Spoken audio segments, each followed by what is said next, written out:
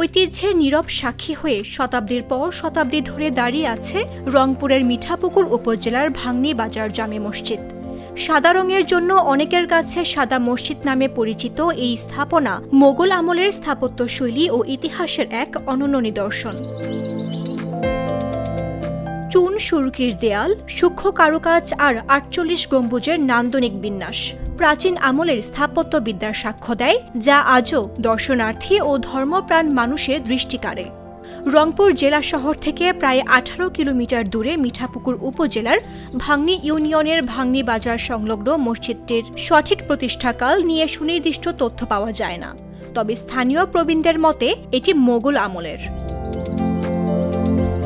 ভাংনী বাজারের ঠিক প্রাণকেন্দ্রে অবস্থিত হওয়ায় মসজিদটি এলাকার অন্যতম প্রধান ধর্মীয় কেন্দ্র হিসেবে পরিচিত।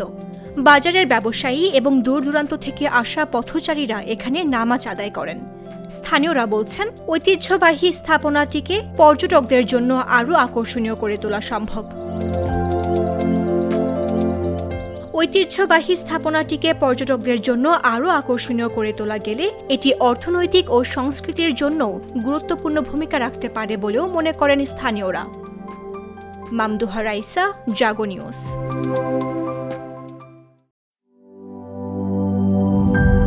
গ্লিটারের টুইন লেমন ও অ্যান্টিব্যাকটেরিয়াল ফর্মুলা বাসনকে চকচকে জীবাণুমুক্ত করে আমাদের দেয় গ্লিটার গ্যারান্টি।